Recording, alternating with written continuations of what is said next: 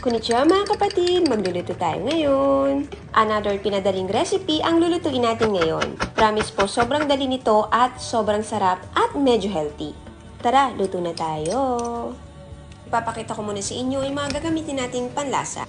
Katakuriko, mentsuyu, oroshi shoga, kanikama, at yung natitira nating komatsu na.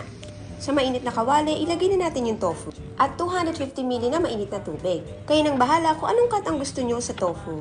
Nakapaglaga na rin ako ng itlog na gagamitin natin sa isa pa nating recipe. Balik na tayo sa main dish natin. Naglagay ako ng 4 tablespoon ng mentsuyu at 1 teaspoon ng oroshi shoga. Kayo na rin pong bahala kung ganong karaming kanikama ang gusto nyong ilagay. Dashi powder ng Yasumaru brand ang gagamitin natin. Unahin natin yung matigas na part ng komatsu na. Then, kapag medyo malambot na siya, isunod na natin yung malambot na part naman. Guntingin na lang natin para mapadaling luto-luto natin. Haluin lang natin sila ng slide. And then, ilalagay na natin yung ating pampalapot or katakuriko sa nihongo. Hindi po natin ilalagay lahat to kasi lalapot po ng sobra, konti lang. Mag-ready na rin tayo ng itlog. Hala, nasama yung balat. And done, tapos na ang ating unang recipe. Bagay po ito sa kanin, sa udong, or sa toast bread.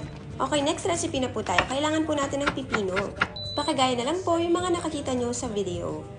Kiryotoshi po ng chashu yung nakikita nyo ngayon na hinihimay-himay ko. Lagyan natin siya ng 2 tablespoon ng toyo at 1 tablespoon ng mayonnaise. At depende rin sa inyo kung gano'ng karaming mayonnaise ang gusto nyo. Ito na po pala yung binold kong egg. Nakita nyo ang ganda, diba? Kahit konti lang yung tubig na ginamit natin. Ilagyan ko rin po pala siya ng salt and pepper. After natin mahalo mabuti, lagyan natin ng katsuobushi. Maraming salamat po sa pagsama sa akin hanggang sa uli mga kapatid. Sana po nakatulong ang video. May request po ba kayo? Comment lang po kayo sa ibaba. Saradya! Bye!